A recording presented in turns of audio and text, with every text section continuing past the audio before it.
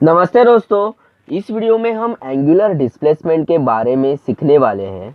दोस्तों अभी ये डायग्राम देखिए। इस डायग्राम में सपोज ये एक फिक्स्ड पॉइंट है, हम इसे ओरिजिन कहेंगे अभी यहाँ पे, और इसको हम लोगों ने डिनोट किया है ओ लेटर से। अभी दोस्तों इस ओरिजिन से ये एक पार्टिकल है यहाँ पे, उसको हम लोगों ने ए डिनोट किया है। इस ओरिजिन और ए पार्टिकल के बीच में ये अभी यहाँ पे आर डिस्टेंस है। ओके, अभी दोस्तों ये पार्टिकल जब भी ये आर डिस्टेंस कायम रख के, मतलब ये डिस्टेंस चेंज न हो के, यदि इस ओरिजिन के को रेफरेंस लेके घूमेगा तो ये ए पार्टिकल इस बी पोजीशन पे पहुंचेगा। ओके, हम लोग ने ये पार्टिकल है वो पहुंच गया अभी मूव करके बी पोजीशन के यहाँ पे। ये ए पोजीशन है, ये बी पोजीशन है, ये इस पार्टिकल की। अभी जो डिस्टेंस इसने यहाँ पे जो आर्क ये आपको मिल रहा है, इसकी वजह से इसको हम यहाँ पे S1 कहेंगे, इसको कहते हैं आर्क लेंथ। अभी दोस्तों ये अभी यहाँ पे ये पार्टिकल जब भी बी पोजीशन पे जाएगा तब सब यहाँ पे कुछ एंगल बनेगा, बिकॉज यहाँ पे ये जो है रेफरेंस पॉइंट हम लोग का फिक्स्ड है, और जो हम लोग ने जो डिस्टेंस इन दोनों पार्टिकल ओरिजिन और इस पार्टिकल के बीच में वो फिक्स है। इसकी वजह से जब भी ये मूव करेगा तो एक पर्टिकुलर आर्क में ये मूव करेगा, इसलिए यह यहाँ पे S1 आर्क है, और जो यहाँ पे हम लोग को एंगल मिलेगा वो यहाँ पे θ1 है। हम लोग ने इसको θ1 डिनोट किया है वो, और ये जो एंगल होता है वो होता है एंगुलर डिस्प्लेसमेंट। ओके, मतलब कितने एंगल पे ये पार्टिकल मूव हुआ है उसको कहते हैं एंगुलर डिस्प्लेसमेंट। अभी दोस्तों आगे देखिए, ये जो पार्टिकल अभी यहाँ पे पहुंचा है बी पोजीशन पे, वो आगे भी बढ़ सकता है। अभी वो यहाँ पे बी से सी पोजीशन पे पहुंचा है, और ये बी से सी तक का जो आर्क है, आर्क लेंथ है, वो S2 हम लोग ने यहाँ पे डिनोट किया है, और उसका जो एंगल है, मतलब जो डिस्प्लेसमेंट हुआ है एंगुलर डिस्प्लेसमेंट, वो θ2 है। अभी दोस्तों यहाँ पे देखिए, ये ए जो है वो इस पार्टिकल की इनिशियल पोजीशन है, और जो सी है वो यहाँ पे इस पार्टिकल की फाइनल पोजीशन है। ओके, अभी ये ए और सी फाइनल पोजीशन के बीच का जो आर्क लेंथ है इसको हम कहेंगे, मतलब ए सी ये जो आर्क है वो एस कंसिडर करेंगे, क्योंकि ये टोटल है यहाँ पे S1 plus S2 is equal to S हो जाएगा, मतलब टोटल आर्क लेंथ। अभी सिमिलरली यहाँ पे देखिए दोस्तों, यहाँ पे इन ए और सी पॉइंट के बीच में जो एंगल बनेगा वो थीटा होगा, मतलब θ1 प्लस θ2 होगा। थीटा यहाँ पे हम लोग का हो गया, theta is equal to θ1 plus θ2, ये हम लोग का एंगुलर डिस्प्लेसमेंट हो गया। ओके, अभी दोस्तों यहाँ पे जब हम लोग एंटी क्लॉकवाइज घूमेंगे, ये सेंस होता है, हम लोग एंटी क्लॉकवाइज डिस्प्लेसमेंट हो सकता है या फिर क्लॉकवाइज डिस्प्लेसमेंट हो सकता है। अभी दोस्तों देखिए, यहाँ पे इस कंडीशन में यहाँ पे हम लोग को मैग्नीट्यूड भी है, मतलब वैल्यू भी मिल रही है, और डायरेक्शन भी है, बिकॉज ये क्लॉकवाइज या फिर एंटी क्लॉकवाइज एंगुलर डिस्प्लेसमेंट हो सकता है। ओके, इस वजह से यहाँ पे ये हो गई हमारी वेक्टर क्वांटिटी, बिकॉज इसको है हम लोग के पास मैग्नीट्यूड भी है और डिस्प्लेसमेंट डायरेक्शन भी है, सो इट इज़ ये हो गई हम लोग की वेक्टर क्वांटिटी। ओके, ये हो गया हम लोग का एंगुलर डिस्प्लेसमेंट। अभी दोस्तों ये इस डायग्राम में देखिए, यहाँ पे ये हम लोग का हो गया, जब हम ये हम लोग का जो पार्टिकल है, बॉडी है, जो जब हमारी बॉडी एक पोजीशन से दो पोजीशन पे जाएगी, और फिर 2 से 3 पे जाएगी, 3 से 4 पे जाएगी, तो इसको कहते हैं, ये जो स्ट्रेट लाइन में जा रहा है उसको कहते हैं linear displacement. Okay, displacement. Okay, और ये हम लोग mm में, मिलीमीटर में, या फिर सेंटीमीटर में, या फिर मीटर में, किलोमीटर में मेजर करते हैं।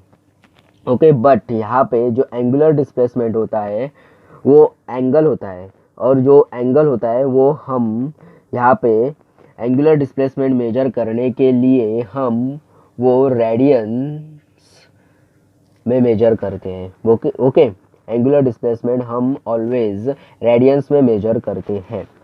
ओके, अभी हम लोग दोस्तों हर एक डेफिनेशन देखेंगे, उसका कुछ नोट्स है वो देखेंगे, और उसको डायग्राम के तरह से हम यहाँ पे अंडरस्टैंड करेंगे। अभी दोस्तों फर्स्ट हम लोग यहाँ पे डेफिनेशन देखेंगे। The line of variable length drawn from fixed origin is called radius vector and the fixed origin is called center। Okay, हम लोग ने देखा दोस्तों, हम लोग का जो फिक्स्ड ओरिजिन है वो ओ है यहाँ पे, उसको हम लोग सेंटर कहेंगे, और फिक्स्ड जो लेंथ है जैसे कि मैंने बताया वो हमारी रेडियस वेक्टर होगी, इस केस में वो आर है। ओके, अभी दूसरा डेफिनेशन को हम लोग समझते हैं। The angular separation between initial and final position of a body in circular motion is called angular displacement। Okay, जैसे कि हम लोग ने देखा एंगुलर सेपरेशन मीन्स यहाँ पे थीटा होगा, एंगल होगा। ओके, अभी हम लोग ने देखा दोस्तों, ये हम लोग का ए जो है इनिशियल पोजीशन है, और जो सी है हम लोग का फाइनल पोजीशन है। उन देखिए ये सर्कुलर मोशन में मूव हो रहा है। ओके, और इसकी वजह से ये जो थीटा बन रहा है उसको हम लोग कहेंगे यहाँ पे एंगुलर डिस्प्लेसमेंट। और दोस्तों ये हम लोग का जो आर्क है वो जब ये पूरी तरह से सर्कुलर मोशन में होगा, और इससे जब वो इसकी इसी ए पोजीशन पे आएगा तो इसका एक कंप्लीट एक सर्कल बन जाएगा। ओके, अभी आगे देखते हैं दोस्तों। Angular displacement is change in angular position. जैसे कि हम लोग ने देखा एंगुलर डिस्प्लेसमेंट जब भी होता है तब इसका एंगल चेंज हो जाता है। ओके, एंगुलर इसकी पोजीशन होती है वो चेंज हो जाती है। जैसे कि थीटा 1 ये एक एंगुलर पोजीशन हो गई, थीटा 2 एक अनदर एंगुलर पोजीशन हो गई, और इनका जो कंबाइंड हम लोग एंगुलर पोजीशन देखेंगे तो theta 1 plus theta 2 is equal to theta मिल जाएगा हम लोग को। ओके, अभी आगे देखते हैं दोस्तों। Angular displacement of the body is the angle through which a point revolves around the centre और specified axis in a specified sense means यहाँ पे क्लॉकवाइज और एंटी क्लॉकवाइज मूव हो रहा है हम लोग का पार्टिकल और बॉडी। ओके, अभी दोस्तों यहाँ पे देखिए ये हम लोग का सेंटर हो गया और स्पेसिफाइड एक्सिस, एंड ये हम लोग का पॉइंट है, वो पॉइंट ये एंगल किसी एंगल में मूव हो रहा है, उस एंगल को हम लोग एंगुलर डिस्प्लेसमेंट कहेंगे।